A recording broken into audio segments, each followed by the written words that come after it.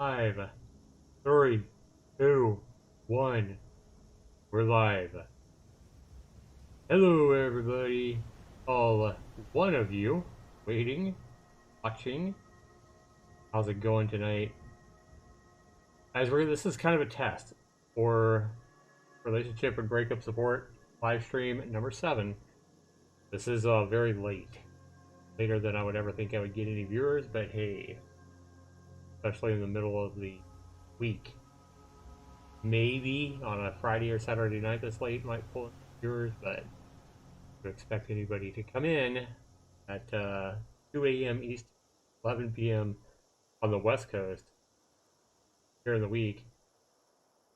Wouldn't expect a whole lot of viewers to come in, so that probably means that we'll get more than we've ever had. I mean, that is the way things work. Anyway, guys, I want to go ahead and let you know I am here for you. If you are going through any kind of a breakup or a relationship problem, I'm going to assist you the best way I can with everything that I've learned from courses I've been taking.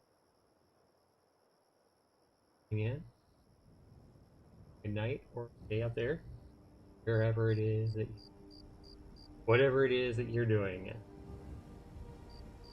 So much for being here, guys. I still believe that by being consistent with these videos will end up leading to quite a few viewers. Like, I'm not expecting like hundreds of viewers in these streams, but I am expecting at some point to have a couple of dozen, 30 at some point.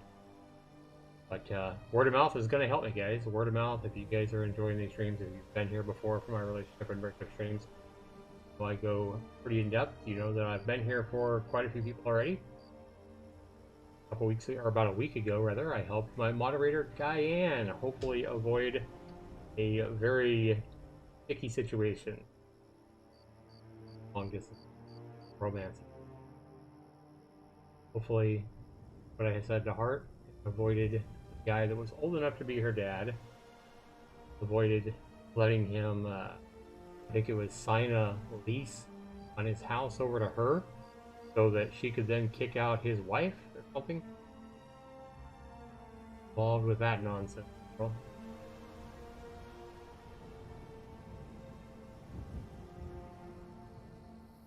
that's what I'm here for, guys. My common sense and life experience, plus everything I've been doing on better help you. Thanks for being here. For you, hit that like button, guys. If you guys are enjoying the stream, let me know what's going on. Say hi in the chat. I would appreciate that. Always kind of awkward for me to do a stream like this specifically. Like, it's one thing to be playing a game like Dead by Daylight and have nobody talking, or have a few viewers and nobody talking, because I can kind of focus on the gameplay. But when I'm here mainly to support you guys and read your chat and give you my feedback and empathy and everything else, it's not hard when you... But I'm pretty good at rambling and yapping. That's what I'll do for probably 15 to 30 minutes, depending on how it goes. And if anybody comes in and wants to spill their story, it might go longer. We've had a few of these streams go hour and 40, hour and 45 minutes. That wouldn't surprise me. How many people show up and want to ask questions or let me know what's going on in their relationship world.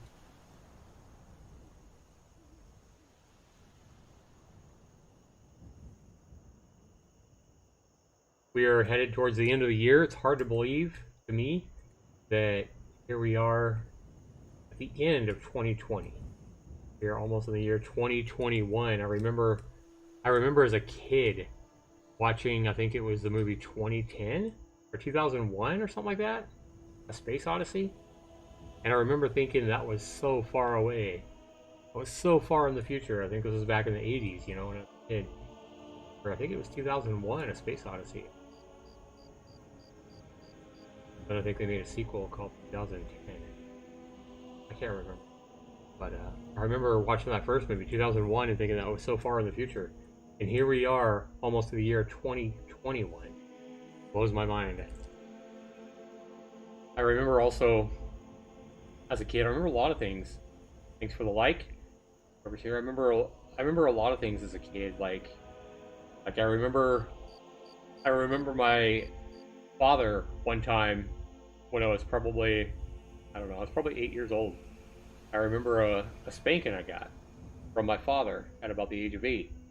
Summer day, he was working, my dad was working long hours, and he had, put a lot of work into a garden on his weekends off out in our backyard. And he was growing tomatoes and corn and, fresh vegetables, stuff like that out in our garden back in the backyard.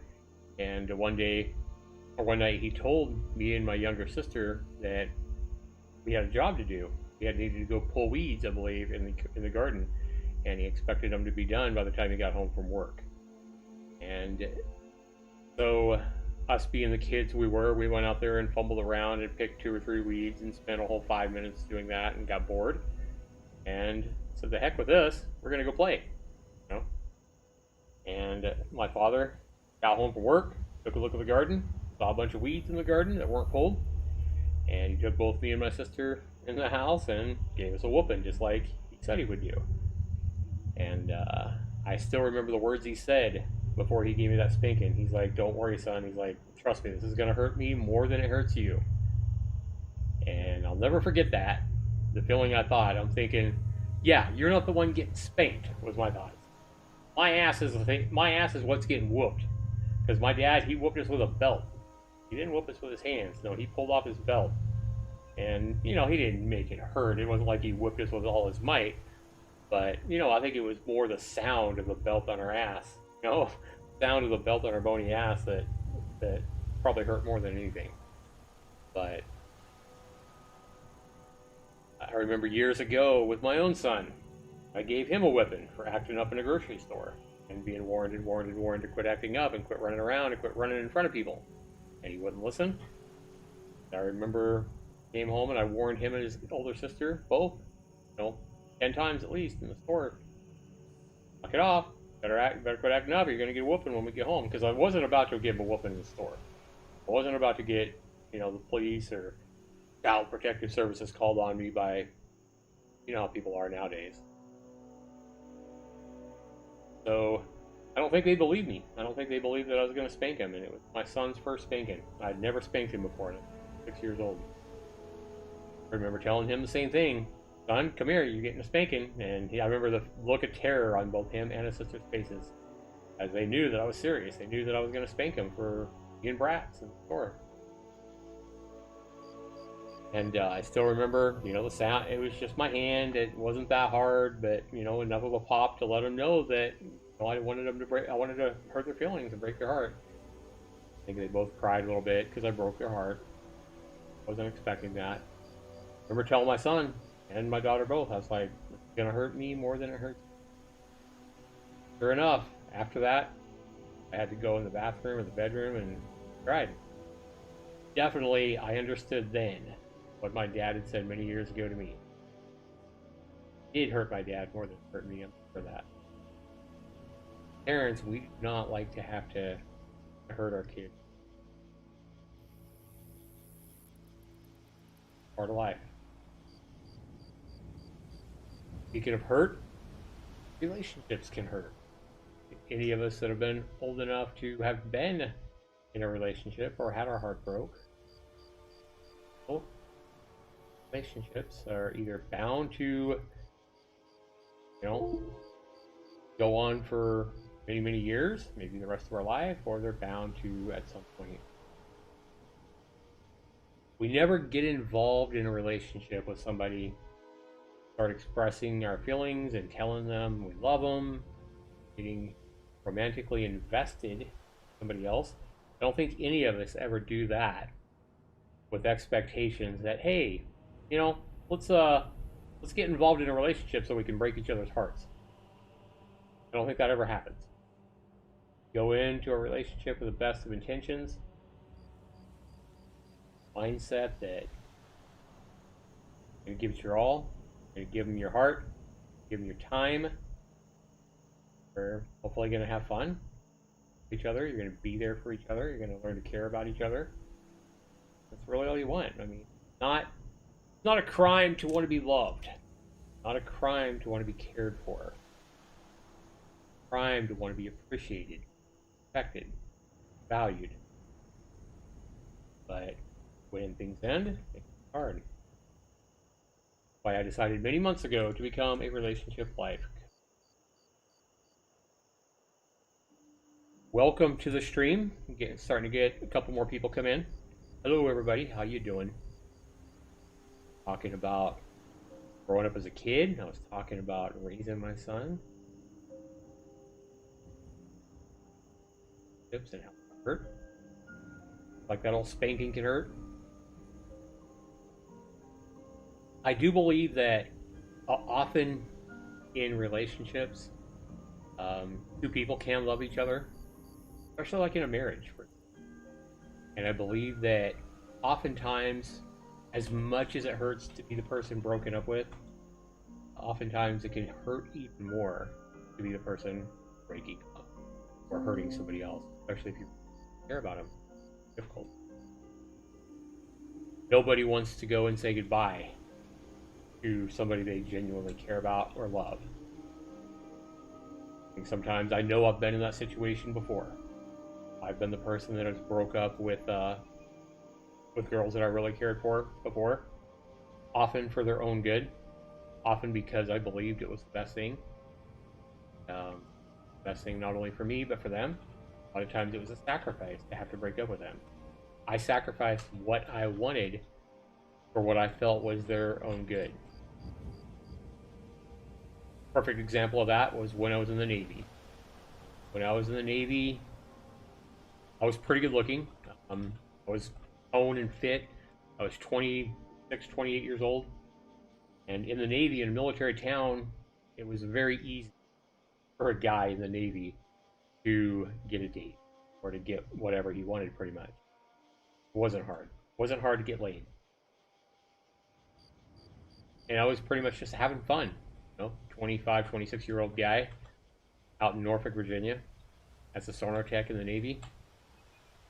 And I'll never forget, I went to a party, beach party, in Virginia Beach one time, and we had a big bonfire on the beach and everything like that, and a bunch of people around. Some gal was talking to me or whatever, and she's really hot, I thought. And she's like, well, I got a boyfriend. I got somebody I'm interested in, so I'm not available. But she told me, I have a friend. She said that I think you might really like. And she said, I'm sure she would like you. And she kind of gave me the story of how this gal, was like, I don't know. I was 26 at the time, maybe 25.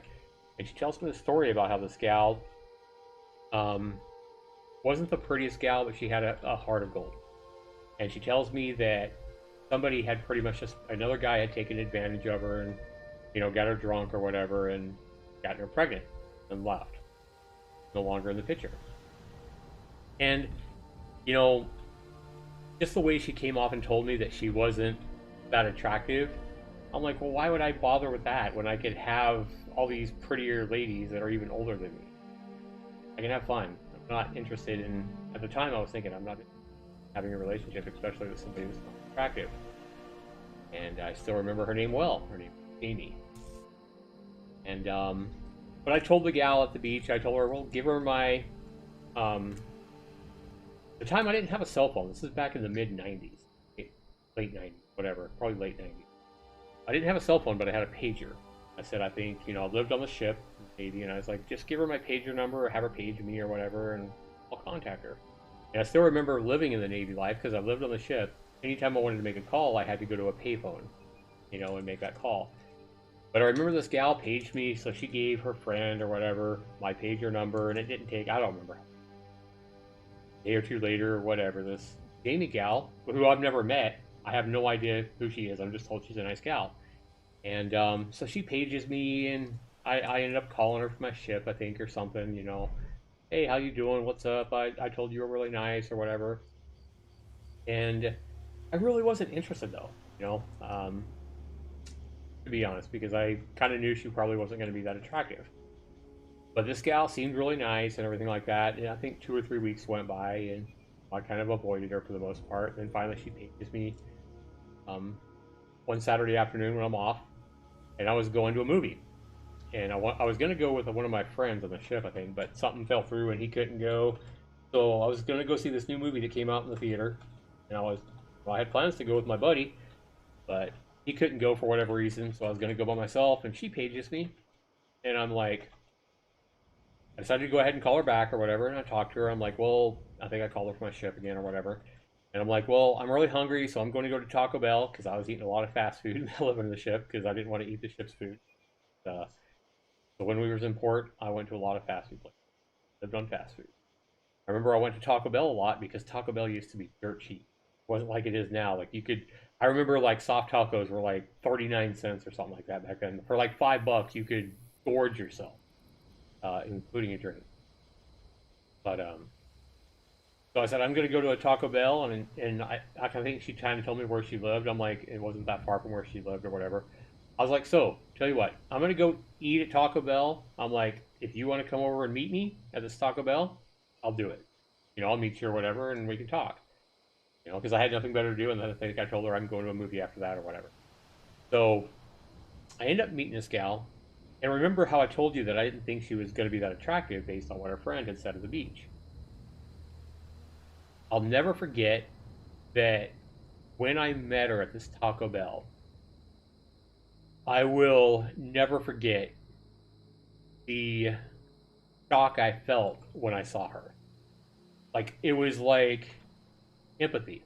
I felt sorry for her because one's half of her face, and it was something she was born with. It was some kind of deformity, and I don't remember what it was called, but it was some kind of deformity that she had since she was born.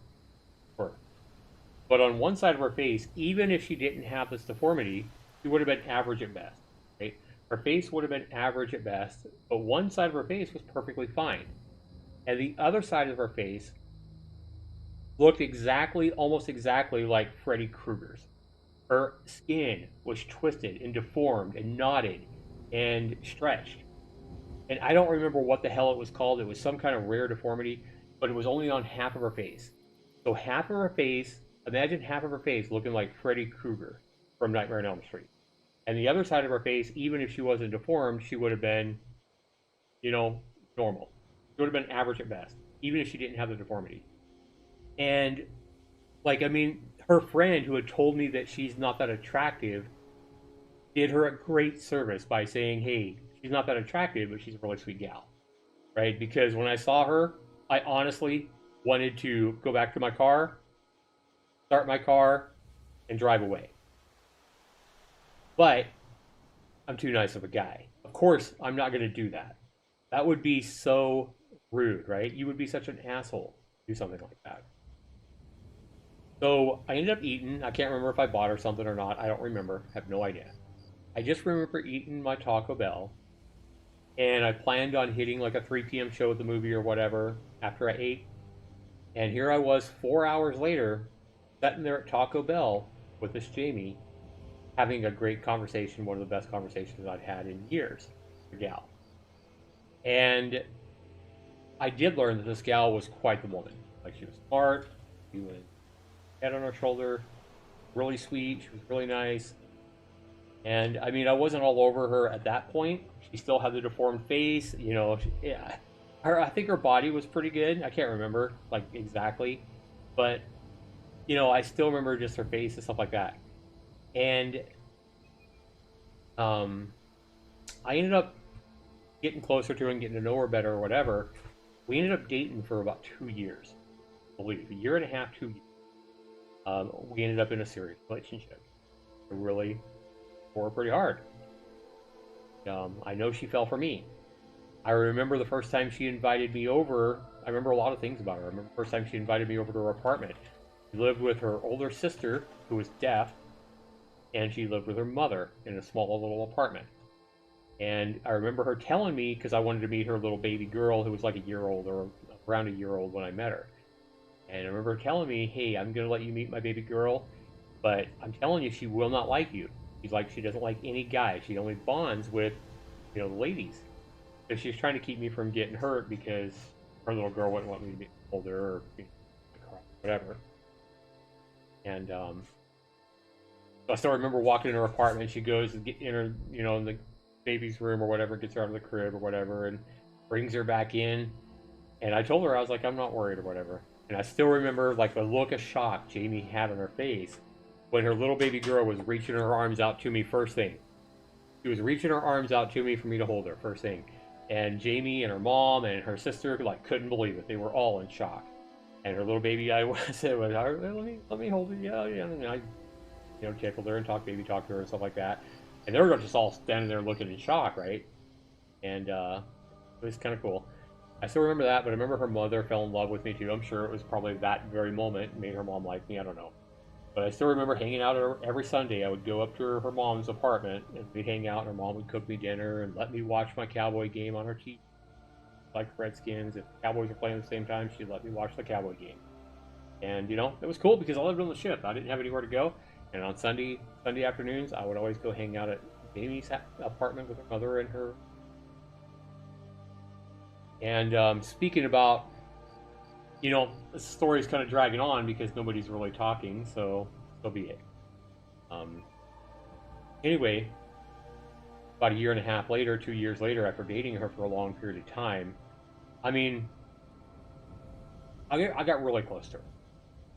But I knew that I was leaving the Navy. I knew I was getting out of the Navy, and I was moving back home to Idaho, to where my family.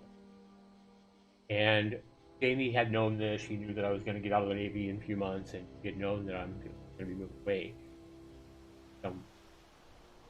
She wanted her and her daughter to come with me. But I could not do it because in all the time and all those Sundays, and how close her mother was to her little baby girl, I did not want to take that mother's grandbaby away from her. Not only would she be losing her daughter, but she would be losing her granddaughter, and I knew how close she was.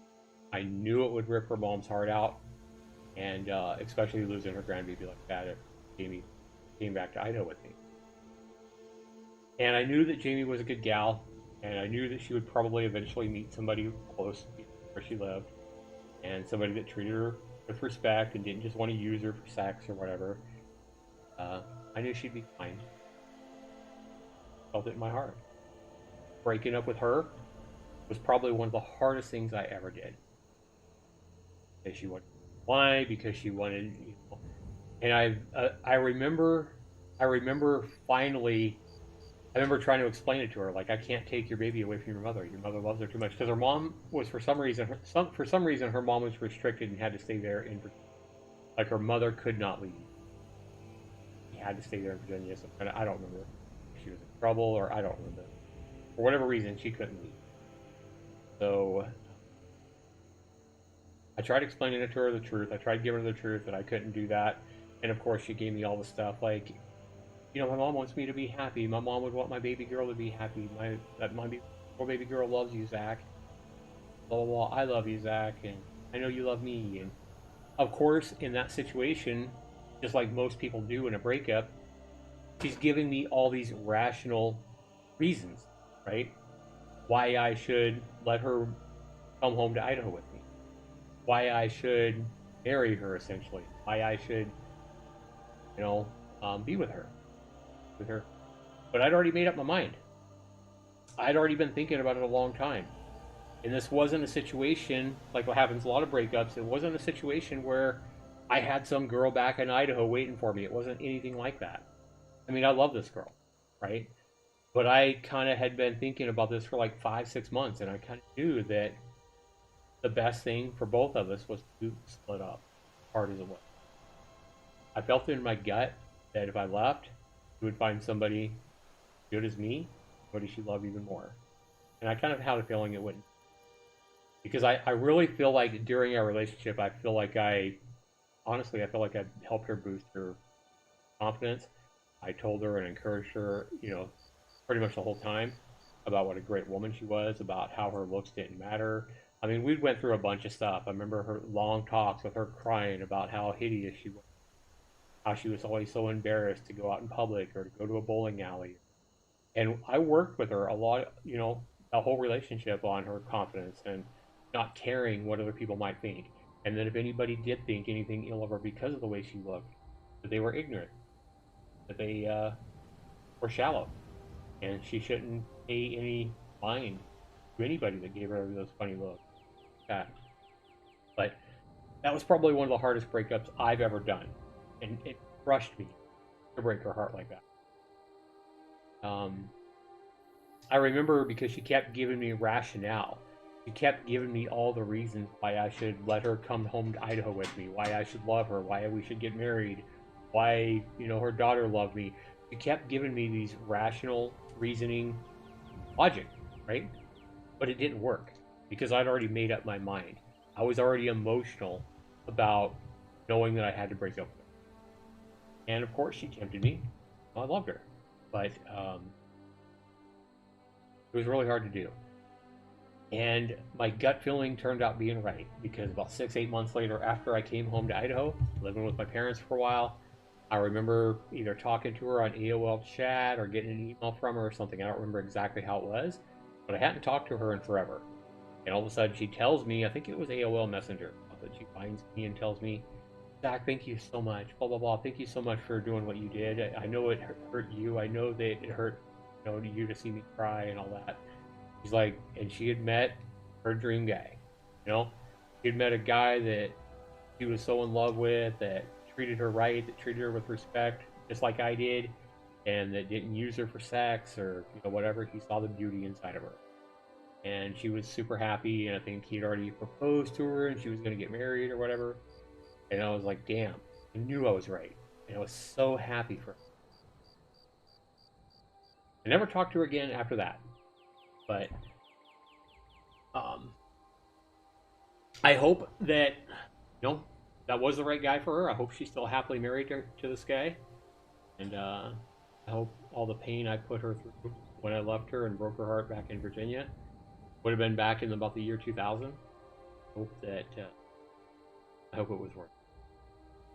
Sometimes you just got to go on your gut feeling. Sometimes you got to go with what you believe is best, even though you may not understand, even though the person you're breaking up with is giving you all the rational together, great together, or whatever. Difficult breakups, not just for the person that's heart broke. Sometimes it breaking up as well. Kind of like how I told you earlier, broke my heart to spank my butt at first. I bet my son doesn't even remember that time I spanked him. Do you remember that, Christian? You do? You remember me spanking you, or you just remember me telling the story? Yeah. I think that's the only spanking you ever got. And speaking of that spanking, as hard as that was, though, I guarantee you that was the best thing I could have done. Because those kids, they never acted up in that store again after that. Like, I remember they had been kind of bratty a few other times, but this day was just really bad when they were acting up really bad. But I tell you what, like, I don't think you should be spanking a kid, 10 times a day or whatever. But sometimes a spanking, an innocent spanking on the butt, can definitely be good for a kid. I don't think I certainly don't believe in child abuse or anything like that. But I don't think a spanking or two kid grows up is gonna hurt him.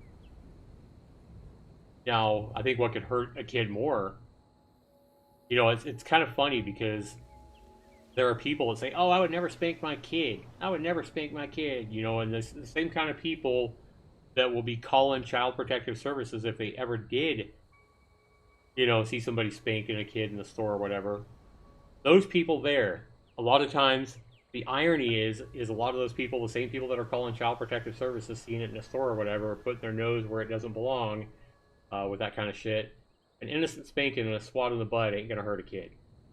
But I bet you, a lot of these same people that'll be calling Child Protective Services on somebody else, and that say they would never spank a kid, I'll bet you a hell of a lot of those parents are the kind of parents that are yelling vulgarities at their kids growing up. You're fucking trash. You're a piece of shit. You need to get off your ass and go out there and cut the lawn. You need to go out there and whatever.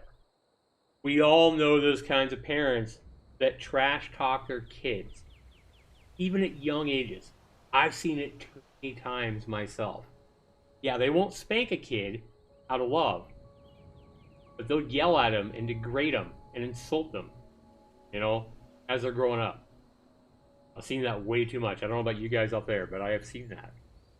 If you're out there listening, I hope that you're not a kid that ever had that happen to you. I hope you're not a parent that does it to you.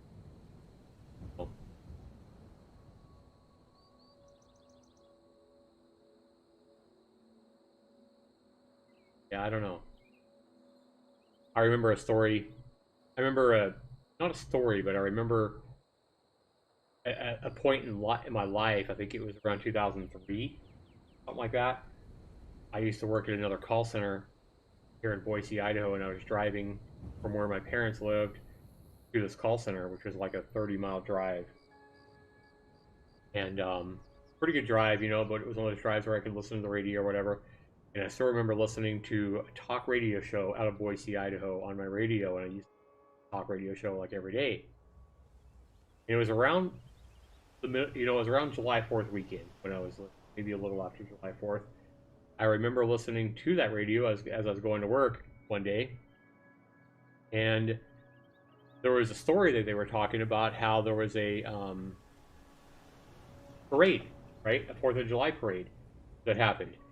And they were talking about how this young 19-year-old girl or whatever, who was a mother of two, maybe she's 21, I don't know, a real young lady, right? And she had a couple of kids. She had a baby, an infant baby that was real young, that she was, you know, using in a baby carriage, that she was walking down to the parade to stand on the corner of the street or whatever and be part of this 4th of July parade. And this mother, I guess the father was at work, or I don't know. Father wasn't there. And gal, it was a local gal here in Idaho, was going to this 4th of July parade. And she was pushing the baby carriage with her baby, you know, little baby, young baby carriage down to the street. And she also had like a 3-year-old girl. And the 3-year-old girl in this parade, with all the people around and everything like that, and, you know, horses going down the streets and everything like that, this little 3-year-old girl was excited and having fun or whatever. And while this mother is attending to the baby carriage and, you know, maybe giving her a bottle or, you know, keeping her from crying or pacifier or whatever it was, she was tending to her little baby. And she turns around after getting done and sees her little 3-year-old girl in the middle of the street, right? Where cars are driving by. Even though it's a parade or whatever, this little girl ran out in the middle of the street. And this mother went out after her 3-year-old girl and gave her a single swat. The story was she gave her a single swat on the butt and grabbed her by the hand and led her back to the sidewalk, right? Basically gave her a swat for running out in the middle of the street, you know, without looking, without, you know, paying attention. Trying to teach her a lesson, right? And I remember the talk radio show, the guy there on the DJ was talking about how so many people had seen this mother go give this little girl a single swat and how they called the police. A lot of people got on their phone and called the police on this young mother for giving her 3-year-old girl a single swat on the butt in the middle of the street for running out in the street. And people had called Child Protective Services and called the cops on this mother for doing that.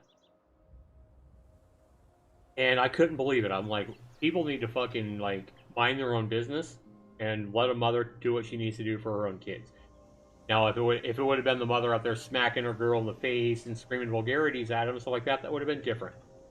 But if she just goes out there and says, "Honey, get out of the road. What are you doing?" and gives her a single swat in the butt, good for her, right? And I remember this radio DJ was kind of talking the same kind of thing, and I'll never forget. Very next day, going to work, turn on that same radio talk show as I'm going to work.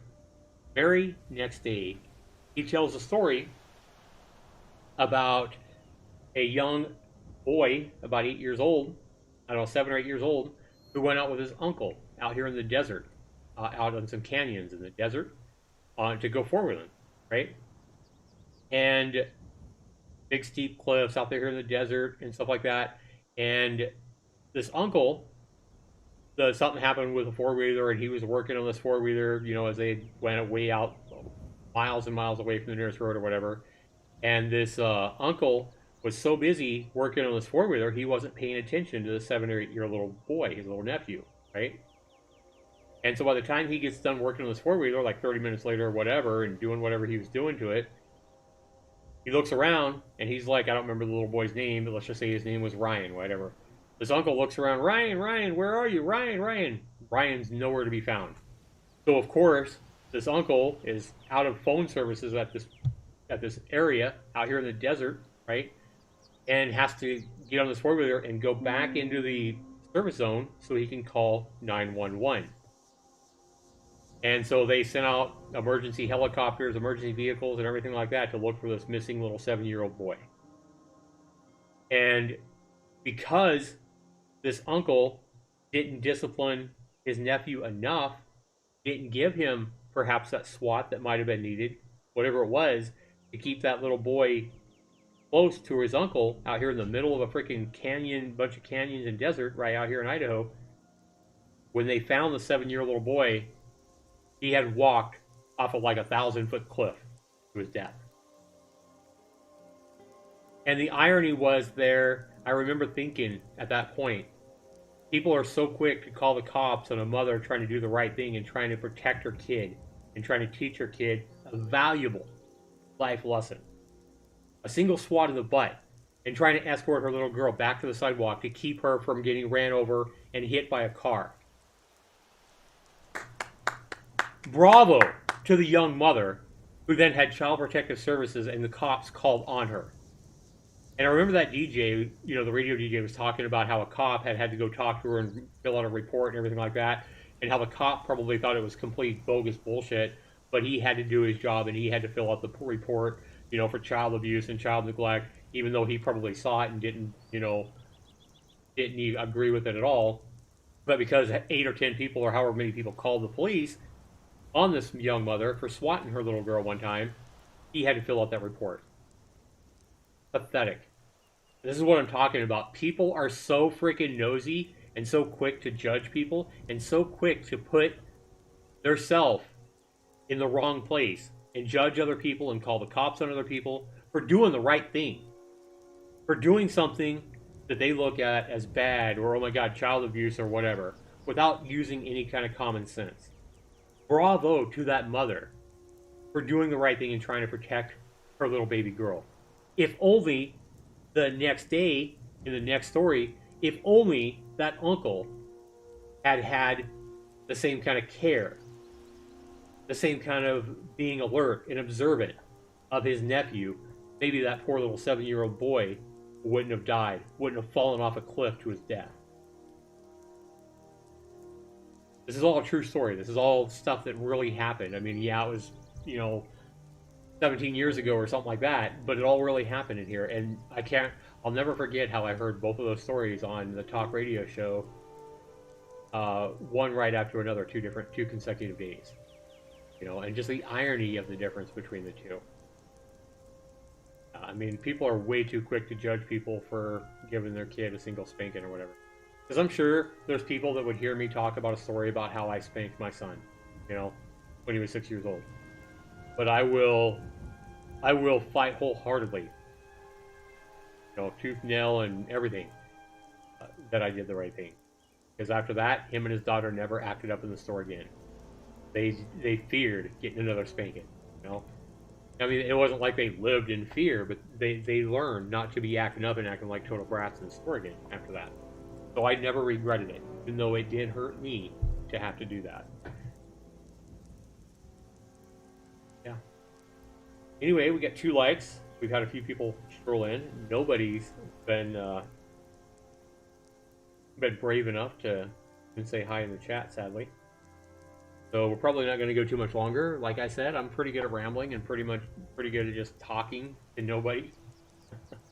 So maybe if you're watching the stream or you're watching the stream after I recorded it live on this late Wednesday night, hopefully you can appreciate the stories and be talking about the hideous-faced Freddy Krueger-like girl that I met when I was young that I ended up falling for her, and how I had to break her heart because I thought it was the best thing for her, and mainly her mother. I mean, the biggest reason I broke her heart at that time was for her mother. It was for her mother's own deal. I knew that for taking Jamie and her little baby girl out of the state of Virginia and back home with me, I knew it would break her mother. I knew that. Her mother would have been devastated. I'm sure her mother would have gotten it and would, she would have been okay. But I just knew it broke her heart. And I felt like Jamie was a good enough woman, probably meet another guy that would treat her back and care. Lived right there.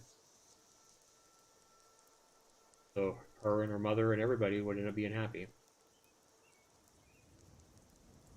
Yeah, sometimes we got to make those decisions for people that we care about. I mean, I'm not saying that every breakup, not at all. I'm not saying that every breakup is like that. I'm not saying that every time somebody breaks up with you, it's because they're trying to do the best thing for you. Absolutely. I think more often than not, somebody breaks up with the other person because they're interested in somebody else. Because they are thinking the grass is greener on the other side.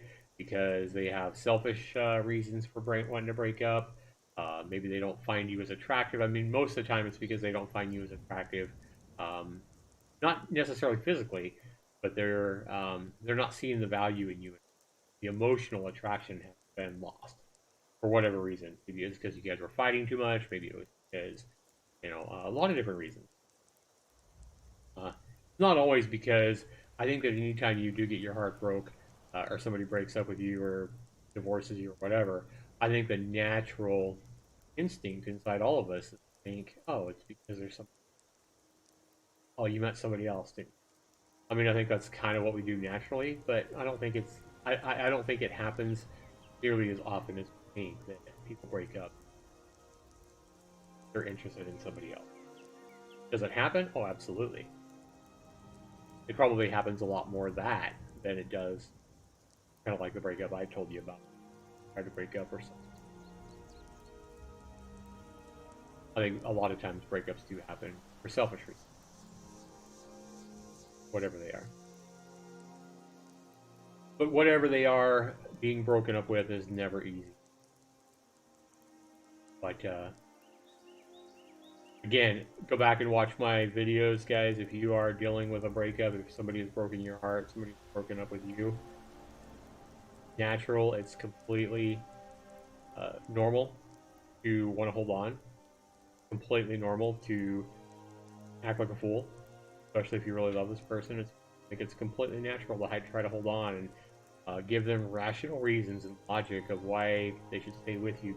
They love you, because you love them, because you guys have had so many good times together, and you went skating together, and you both had such a blast, and you fell down together and laughing, and try to remind them of all these great times you had. Completely normal. Somebody breaks your heart to try to act like a pathetic fool, beg, plead, cry, which is really, if we're honest, when somebody breaks our heart, the begging and pleading and crying, a lot of times is manipulation. We're basically trying to manipulate them into coming back to us or staying with us, but it's completely normal. It's completely natural to try to do that. But the best thing you can do is give them the respect. Respect them enough. Respect their decision that they've probably been thinking about a long time, just like I was with Jamie. Respect their decision, their ultimate decision, enough to let them have the breakup, to let them walk away, to let them get the space they need. You can do that without, bothering them and blowing up their phone and writing them emails and stuff like that. If you can do that without blowing them up for like weeks or months, eventually it's probably going to come back. They're going to respect you for that. They're going to walk away. They're going to feel relieved at first. Whoever broke your heart, they're going to feel relieved. They're going to be like, ooh, I was dreading doing that for so long because I didn't want to hurt them. Oh, it feels so good to have finally gotten broken up, because that's ultimately that's what they want. They want to break up with you. They want to be free. They want to be free of the drama. They want to be free of the fighting, whatever it was, right? Maybe they want to be with somebody else. Maybe they broke up with you because they want to date this other person. Who knows, right? So the best thing you can do is give them respect and let them fly. Like they say, let a bird fly. You know, if it comes back to you, then there's a lot of truth in that. Give them respect, let them go, and focus on yourself. Do your thing, do the things that make you happy, do the things that you need to do, whether it be working more, whether it be getting involved in a hobby. Maybe there's a hobby you always wanted to start up. Maybe you want to learn how to cook, or maybe you want to learn how to paint like Bob Ross, or work with clay, or whatever it is that you want to do. Maybe you want to learn how to be a better parent. There's a book you need to read on that. Whatever it is, better yourself, right? Work on the things you want to do. Be happy. Take one day at a time.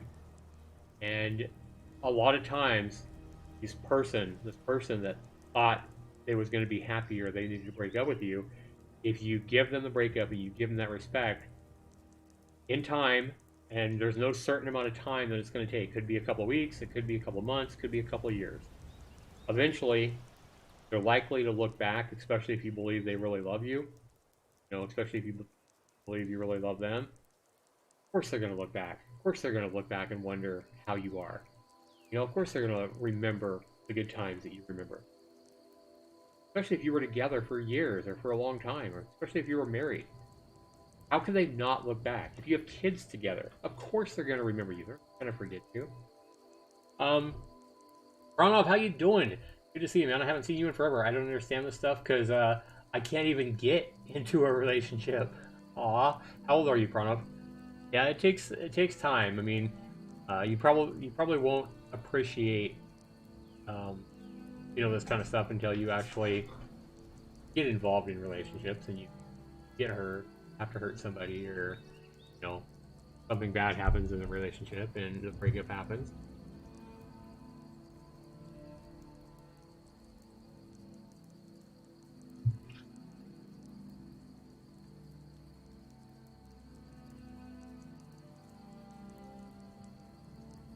Welcome everybody. Thanks for coming in. If you're enjoying my stream, make sure you hit that like button. I've talked about more stuff than just relationships in the stream. I've talked about parenting. I've talked about raising kids. I've talked about people butting their nose into other people's business and calling child protective services. Giving them a spot in the butt. Yeah. I've been blabbing about all kinds of stuff. Yeah, you're 16. You're too young to be worried about women. My son got a girlfriend right now or whatever, I would just remind my son of his best friend. I'd be like, you don't want that, right? Yeah, you don't want what happened to him to happen to you. And he knows what I'm talking about. But yeah, don't be in a rush. When you're young, when you're 16, when you're 17 or whatever, I think because of the movies, because of the songs, because of everything, because of peer pressure, whatever, I think we all feel that peer pressure as teenagers to try to, you know, oh man, we need to go out and get laid. We need to go out and have a girlfriend. We need to go out and have a boyfriend. I think there's all of that pressure, you know. But, you know, take your time. Have fun. Enjoy life when you're a teenager. Enjoy the single life. Enjoy being free. Because when you get older, you know, you're bound to get in relationships. You're bound to fall in love. You're bound to get your heart break. You know, your heart broken. You're bound to eventually feel like you want to get married. Whatever it is, a lot of ups and downs, a lot of pain. It can be hard. Don't rush all that. Don't rush all the drama of relationships. Another thing too, like I honestly believe, I do believe kids grow up a lot faster now. But I honestly believe that when you're 15, 16, 17 years old, especially if you're younger, I honestly don't believe that kids that young, at least most kids in their teens, I honestly don't believe that most kids that age are mature enough to handle the emotions that come with a relationship. I honestly don't think most kids that age are strong enough or mature enough to handle, you know, having sex, which can definitely happen pretty hard to have that closeness of hugs and things that tend to progress. Most teenagers are not mature enough, even at 18 or 19, are not mature enough to handle that kind of intensity. So yeah, don't rush it. There's nothing wrong with being 16 and feeling like you don't understand this stuff because you can't even get into it. Nothing wrong with that at all, Pranav. Yeah, most of my classmates in my old school are in relationships. so I felt left out. Yeah, don't let that peer pressure. That's what I'm talking about, peer pressure. People feel peer pressure. They see their friends and stuff like that getting in all these relationships and talking about the other sex and holding hands with this girl or that guy, and they feel like, oh man, I need to do that too. I need to fit in by having a boyfriend or girlfriend. Yeah, don't don't let it get to you. Do your thing, whatever it is. If it's reading Spider-Man comic books, then do that. If it's playing video games, do that. If it's whatever it is, do what you want to do. Don't grow up too fast, I guess is what I'm saying, because it'll happen.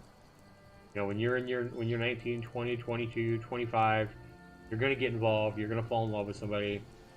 Then at some point, you're gonna get your heart broken, and you're gonna do it again. You're gonna meet somebody else. You're like, oh man, this person's so much better, and then you're gonna get your heart broken again, and then you're gonna get involved with somebody else, and then you're gonna have to break their heart. You're gonna realize that, hey, you don't like the way they pick their nose, or you don't like the fact that they pick their ass every time you go to a restaurant or whatever. Of course, I'm just being a funny guy, but yeah, I mean, you're gonna meet people and they're gonna have things that annoy you. Maybe it is you think they're really hot, and you go to kiss them, and they kiss you like a cold dead fish. I still remember when I was in the Navy, I actually kissed a girl.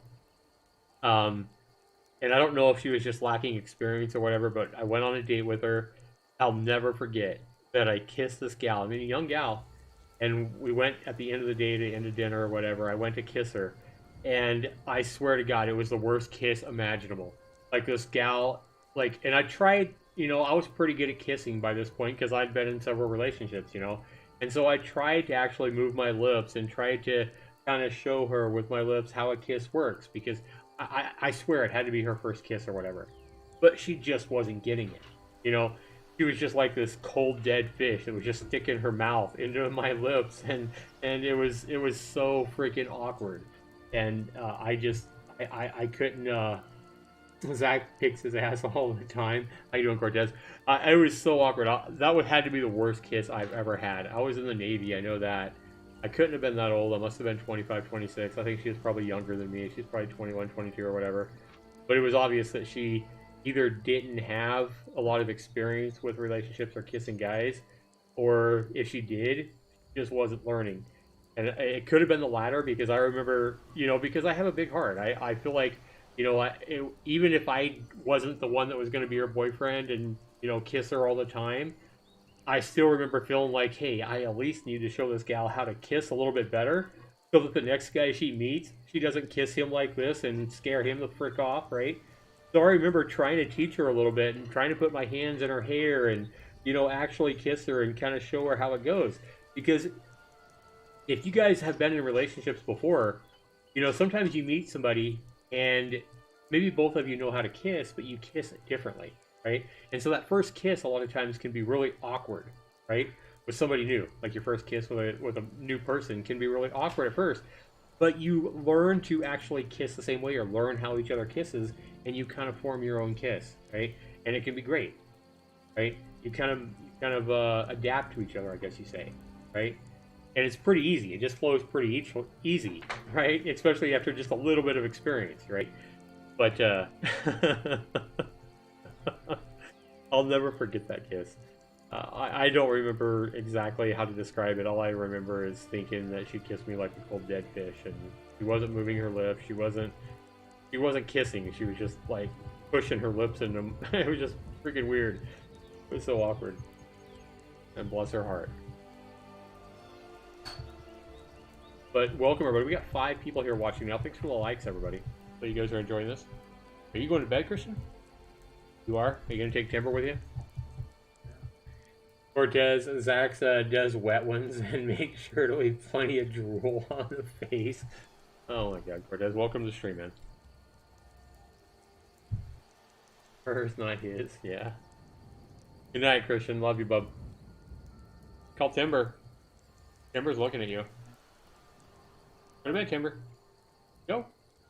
He's like, I want to watch the rest of this relationship video. Oh, man. If you guys are here, if you guys have some kind of relationship dilemma, if you guys are heartbroken, if you guys want to say something, don't be afraid to put it in the chat. I know we're having a good time right now, but I'm here for you. If you guys are going through a broken heart, if you guys are having some kind of relationship trouble, Maybe you want to save your relationship. Maybe you don't know what to do. Maybe you feel like your relationship is falling apart. Whatever it is, guys, put it in the chat. We'll take you seriously. That's what I'm here for. It's what I want to be here for. It's why I'm taking these courses that I'm taking. It's why I do what I do. I do it for you. I swear to God, guys, I am not making these relationship videos to try to make a buck. If I was, I would be putting, in the description, I'd be, hey, call, if you want help with your relationship, pay me $99 and I'll talk to you for an hour. No, I'm not that guy, right? I'm not trying to make money with this. I'm trying to actually help people out. I'm trying to be empathetic. I'm trying to be here for you. I'm trying to be here to encourage you that life is going to go on with or without this other person that you're so invested in, love so much, that you're hurting over, Pranav says, yeah, I mean, I've gotten rejected twice or thrice. I like how you say thrice, but not trying anytime soon. Cortez says, Zach, you should give Road relationship advice. He complains enough about wanting girls. Oh my God, Cortez. Welcome to the stream, everybody. Thanks so much for being here. Hopefully you guys are having a good week.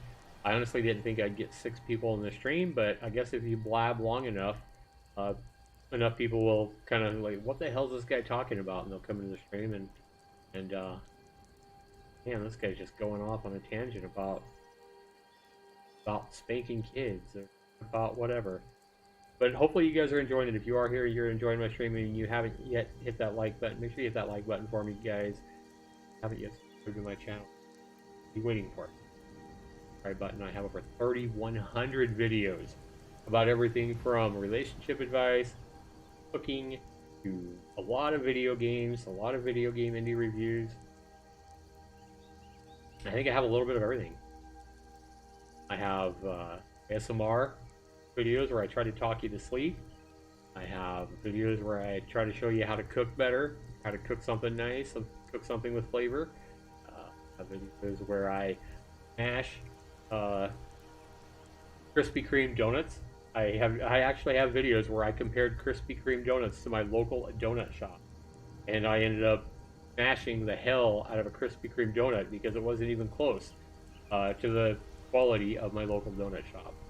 And I remember pounding it onto the cabinet with my fist, my camera in the other hand, and rawr, this Krispy Kreme sucks. And a lot of people love Krispy Kreme, and I think they're so overrated. But yeah, welcome to the stream, guys. But yeah, if you haven't seen my videos on my channel, I have over 3,100 videos on my YouTube channel now. I've been doing this for over 10 years, and have a ton of content that you might find. I'm sure that everybody out there can find something they would enjoy or get something out somewhere on my channel, especially if you're a gamer. I'm not gonna lie, most of my content is me raging about how bad a game is, or praising how good a game is, or just enjoying the hell out of a game that I've enjoyed playing a week. But so much for being here, everybody. Let me know how everything's going in your world. I'd love to know. I appreciate you being here with me tonight. To be honest, I only got on because I heard the echo of your loud blabbing outside while I was talking, taking out the trash. So I stopped by. Oh, so you were like watching a video and like my live stream just automatically came up? Like you were watching some other video and because you're subscribed to me, my video just popped up for you? That sounds about right. Well, thanks for coming in, Cortez. Thanks for being here, guys. It's the middle of the week. We are past hump day now. We are headed towards the weekend, guys. Ladies. It's almost here. Yay. Hooray.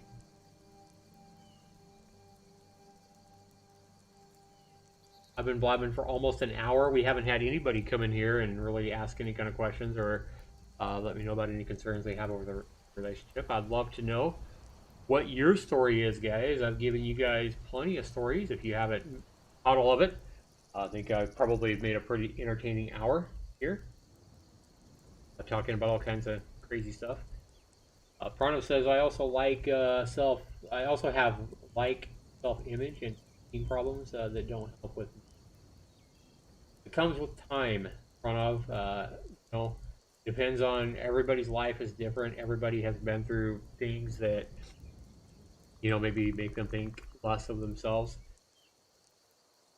One thing I can say wholeheartedly is that before you ever can love somebody, I do believe that before you can ever truly love somebody, yeah, you can fall in love with somebody, but to really be able to love somebody the best, you got to learn to love yourself, and that can be a lot of work. I mean, there can be a lot of things that we go through in life that can make us not think the best of us. Whatever it is. Maybe you grow up in high school and get picked on. You, maybe you've been picked on or bullied by your parents growing up. Maybe you've had loved ones that you care about leave you too early. Your favorite aunt or uncle passed away early in life and left you shattered. There can be a lot of things in life. Everybody's different. Everybody's life is different.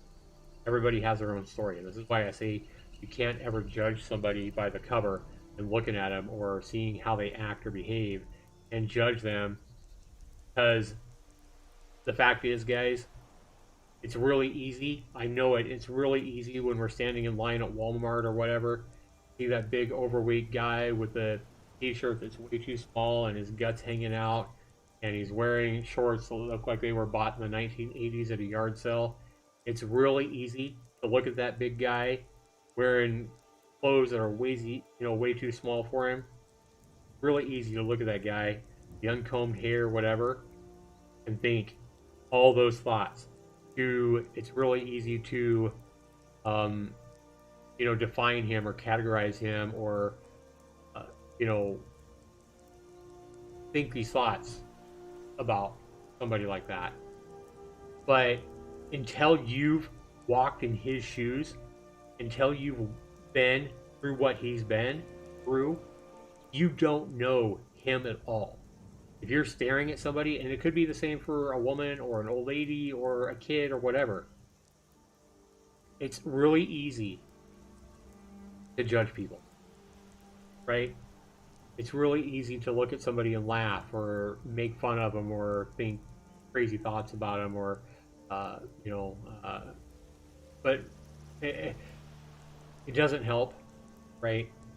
To preform these ideas like this person or what kind of a person they are, or to think thoughts of, hey, this fat guy, I bet all he does is go home and eats donuts and Doritos and hamburgers all the time and ice cream and stuff like that.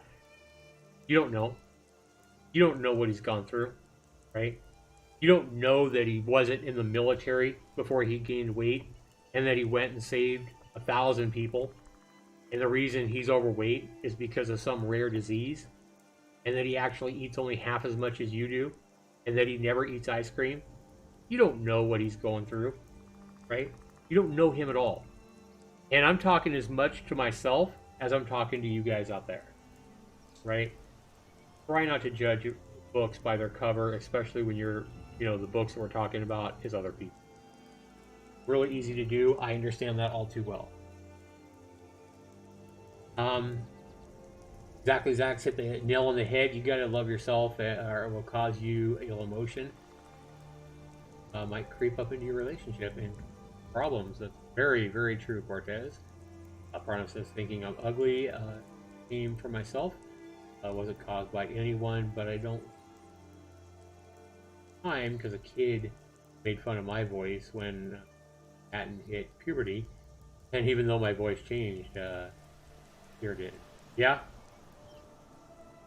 my son's voice changed a lot as well the last couple of years as well. Like I swear he went from sounding like a little girl into sounding like a grown man that has a deeper voice than me. So yeah, things can change over time, and they can change really quickly, especially when we're teenagers, for sure. But and this goes with all forms of life. What I was talking about is don't judge a book by its cover, guys. Really, if there's anything I can teach or say to any of you guys out there that are either listening to this video later on or watching this right now, isn't all things, not just with people, right? Don't judge books by their cover, right? Because if you judge a book by its cover, you're bound to miss a great book, right? If you think that a good book has to have a pretty cover that has no dust on it, and that has to, you think that the book has to be printed in the last month and it has to be brand new, or it can't be a good read, then you're only missing out on what could potentially be the greatest book you've ever read, right? Same thing goes with the food that you've never tried. You go to a friend's house, they have a dinner, they invite you over to dinner, and somebody makes something that you've never had before, and you look at it and it looks weird, right? So for example, say one thing that I make that I love, that a lot of people have found that they actually really love when they try it as well, is hamburger.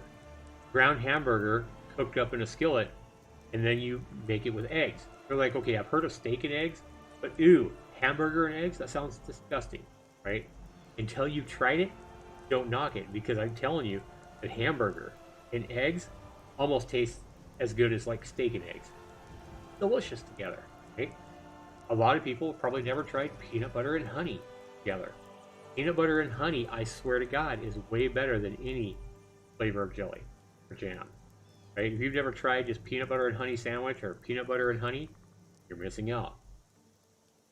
So maybe you go to a dinner and somebody has something you've never heard of or tried before.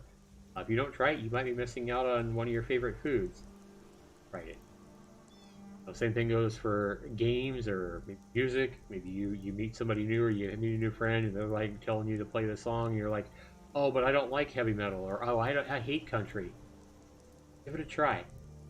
Maybe you went your whole life and you said, I hate country, I hate country, I hate country, whatever it is. But that song, you just gave it a listen, you might learn to love it. Try not to judge anything by a cover, because by doing that, you're really only hurting yourself, right? You're really only hurting yourself and maybe missing out on something that could be great. What do you think?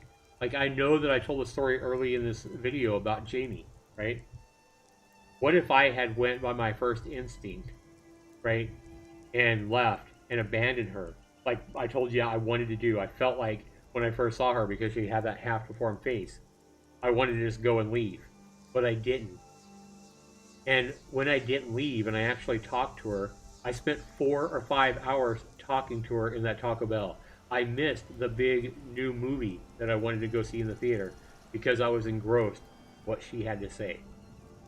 Not only did I make a great friend, not only did I have a great relationship for that 2 years or whatever, and I spent many great Sunday afternoons with her mother, and lots of great conversations, and lots of great football games and laughs, and bonding with her daughter and everything else. I would have missed one of the better relationships and friendships that I ever had in my life had I judged her by her face and her looks and not given her a chance. Okay? Same thing goes for you guys out there, for you ladies out there that might be. Cortez says to Pranov, you need to stop caring about what others think, Pranov. It's a simple lesson to understand, but a hard one to master. Think of it this way. I've seen nerds, really nerdy people with bad voices and bad teeth, but had hot girlfriends because they were sweethearts or had a strong personality, or they were fine. It takes a less attractive mate, but that is really fun to be with, than a really hot one that expects to make the magic fun. Absolutely. Cortez hit it right in the head there. You can, if people would quit being so shallow about everything from food to movies to the music they listen to the books they read to the people they pick to date. If people would quit being so shallow and closed-minded, thinking that they have to have, if they feel like they're a 7, they feel like they need to date at least a 7. And there's people out there that feel like if they're a 7, they need to be dating an 8 or a 9. And they won't date another 7. There are legit people out there that feel like, hey, I'm a 7 on a scale of 7 to 10. I'm not even going to date a 7. I want a 9. Right? And they just try to date this person they see as a 9 on a scale of 1 to 10 on looks.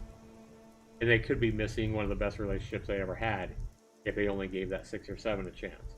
Right? They could realize that 6 or 7, or 5 or whatever, could be a hell of a lot more fun and offer them way better, you know, talks and conversations and everything like that than that super hot guy that they have their, or super hot gal that they have their, right? Pranav here, for example, sounds like he's probably a pretty good kid, you know, even though he feels ashamed and feels like not that good looking or whatever. Pranav, I try, but it's hard not thinking bad about yourself. Yeah.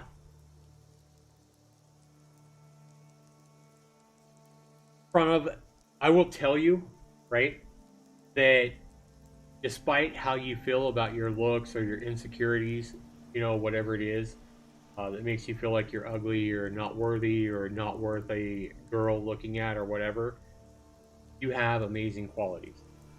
I believe that everybody out there has something inside of them that is gold, right? I believe that there is a true value in each and every one of us. It's whether we allow that sunshine to shine through who we are. So yes, I believe that even some of the most crooked and criminal people out there, the people that might go and stab somebody else with a knife or whatever, I do believe at some point that person, or in some way that person, has sunshine inside of them, a warmth, love, whatever. But it's these people that are so determined to not let that happiness out, or that are, you know, have had such tragedy happen in their life that they're not about to let any good out. Right? But I do believe that within each and every one of us, we have sunshine, we have warmth, we have love to give. It's whether we choose to let that love and happiness out, or let that happiness shine through us. It's what we do with that, whether we hold it all in or whether we let it out. But Pranav, speaking of that, you have happiness and joy and confidence inside you. You know that you are amazing at this, or maybe amazing at developing games, or passionate about this, or maybe you care for people deeply. Whatever it is, you have qualities about you, Pranav, that make you amazing, right? Hold on to those things that I know you believe that you're strong at, and believe that those qualities are what make you strong, or what make you a good person, right? It's a lot more than your physical looks, or anything about your body or your face or your hair, or your lack of hair or whatever, right? The skin on the outside of our body, the curves that we have or don't have, our penis size, right? Whether we're toned or fat or skinny or tall or short, right? For example, a lot of guys feel really insecure because they're not tall, right? You can't control how tall are you, you know, or how tall you are. You have no control over that. You can't stretch yourself out to make you taller.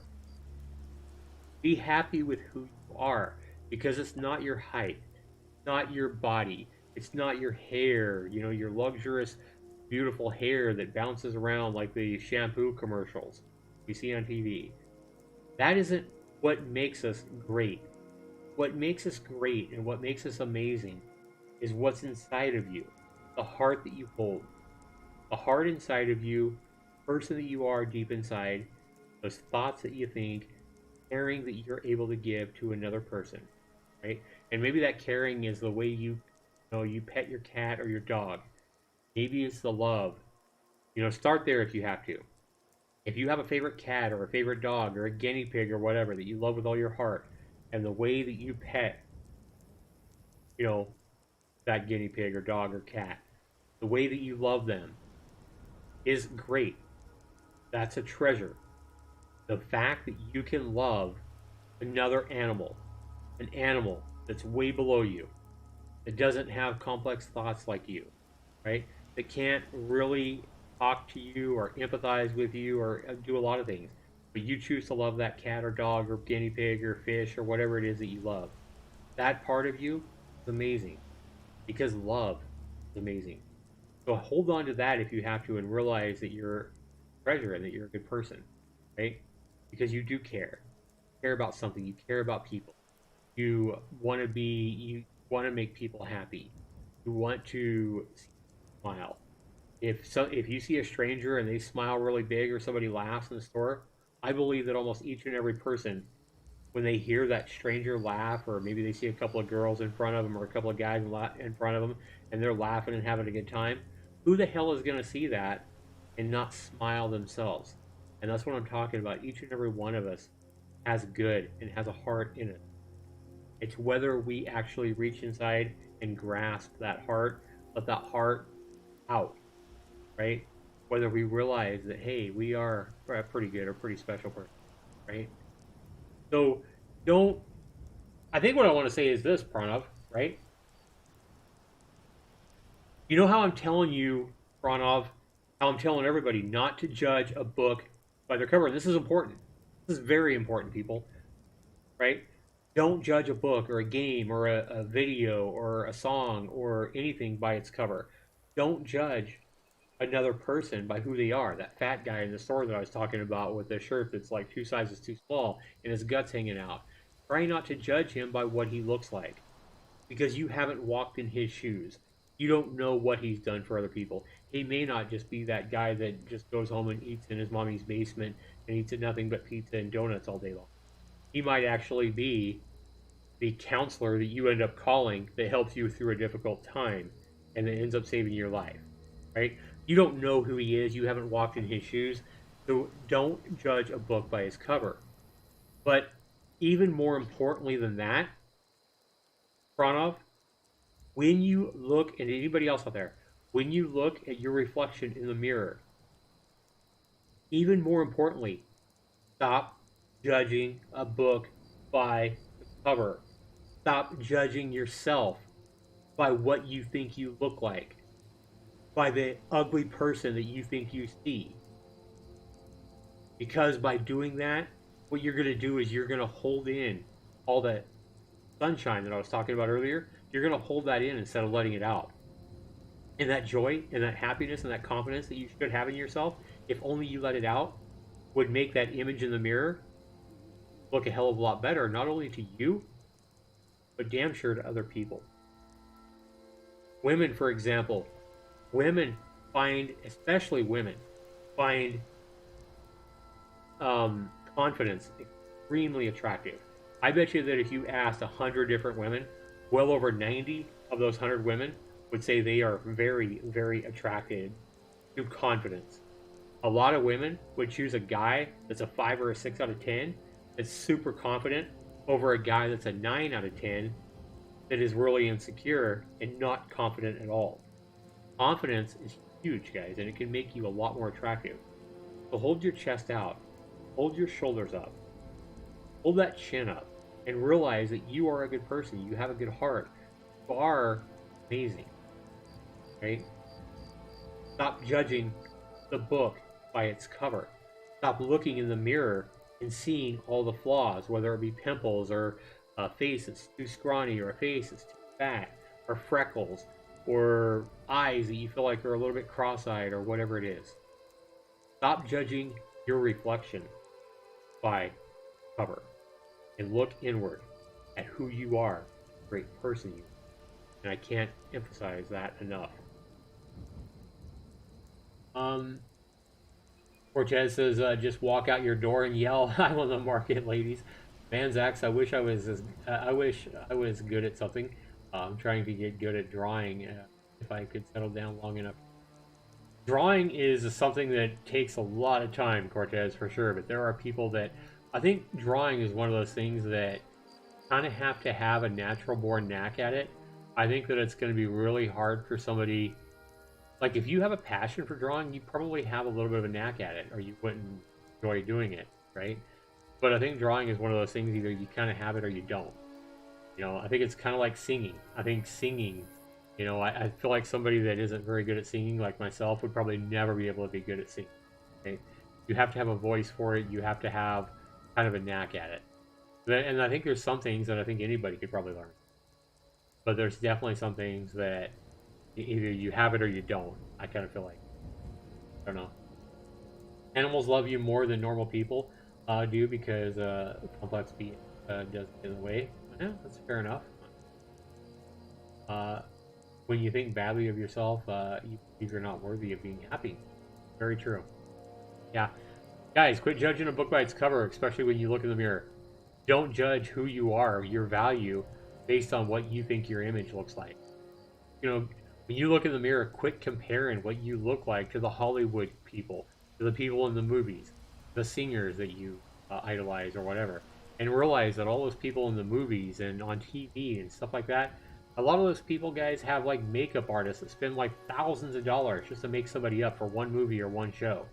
You know, they have tons of makeup people that go and put makeup on perfectly, that have been doing makeup and hair and stuff like that for many years, and they basically can spend thousands of dollars just making somebody up for, recording one scene, right? Recording 1 hour long show. So stop, for fuck's sake, stop comparing yourself to the images you see in the magazines and on TV and everything like that. Look inward, guys. Quit judging the book of your reflection by its cover, because if you look inward, that you're special, you're amazing, that you care about people, that you have love to give, that you are a good artist, that you are a good friend, you are a good son or daughter to your parents. Whatever it is, I think each and every one of us has good qualities that we focus on, and we need to quit focusing on the outside appearance and making our value based on what. Prana says, I'm not going to lie, I have zero qualities, to be honest. I'm not good at anything, and I don't have any. The only thing that I have interest in is science and music, and I suck at music. Cortez says, hey, even just loving music is a quality. Exactly. Yeah, if you can appreciate music, then, you can, you should be able to appreciate yourself, right? Because every one of us has qualities, and to say you're not good at anything, Pranav, is really silly. Because I guarantee you there's things you're good at, not looking. Guarantee you you're not looking at good at. Maybe you're really good at being a friend. Maybe you've been there for your mom or your dad when your mom or dad talk to you. There's something that you're really good at, right? Whether it be as a friend or whether it be good at something. Just not looking inward enough, man. Right? The fact that you're here in the stream listening to me blab, right? To try to better yourself or to try to find whatever it is that you're good at. That shows that you have quality inside you, right there, because you're trying to better yourself. Because you're trying to find the answer. How you can have more confidence. Yep, very true. Qualities and skills generate from doing something. Cortez is right on, Prana. Do whatever it is you love, and don't beat yourself up, man. You're 16, right? You're 16. You got a lot of life left to live, and maybe you haven't found something that you really excel, that you really excel at, or you really feel like you don't excel at. Once you become more of an adult, once you get more mature in your life, and once you get more experience at life, I guarantee you will find something that you're passionate about. And who knows, it might be a girl that you're going to meet next month, Pranav. You never know what tomorrow's going to bring. Alright guys, but with that, I've been blabbing for pretty much an hour and a half. I want to thank Cortez and Pranav for coming in and helping making this stream entertaining. For listener quality, exactly, Cortez. So guys, yeah, I think we're going to continue to do these relationship and live streams Wednesday late around 1 to 2 in the morning East Coast time after I get off work, because I do work until 10 p.m. my time, which is like midnight Eastern. Yeah, it'll probably be between 1 and 2 a.m. Eastern. That's between what, 10 p.m. and 11 p.m. Pacific. So hopefully you guys will enjoy these streams. Hopefully we start getting more and more people come in here and enjoy the streams, or enjoy just chatting and listening to lab, whatever it's about. The stream hasn't been all about relationships or breakups. I've kind of blabbed about a whole bunch of stuff, but hopefully you guys have enjoyed what I had to talked about. And if you're watching this live stream after the fact and you enjoyed it, hit that like button, guys. Be sure to hit that subscribe button if you're not yet subscribed.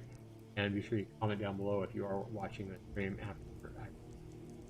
I want to thank you guys all for being here. Stay safe out there with COVID. It's pretty crazy right now in a lot of this world. So thanks so much for spending part of your time in quarantine with me here tonight or today, whatever time it is for you. And I appreciate you guys being here. I will be back again on Saturday, guys, for our noon Eastern live stream with the Relationship and Breakup Support live stream number 8 coming on Saturday. I'll be doing that before I actually work, as I do work. So thanks so much for being here, guys. I appreciate it. Love you guys all. Have a great night. Have a great day. Hold your chin up. Like I'm telling Pranav, hold your chin up. Realize you're a great person. We're put on this earth for a reason. I guarantee you, Pranav, you were put on this earth for a reason. Hold your chin up. You're going to see what that reason was. You were put here for a reason. Promise.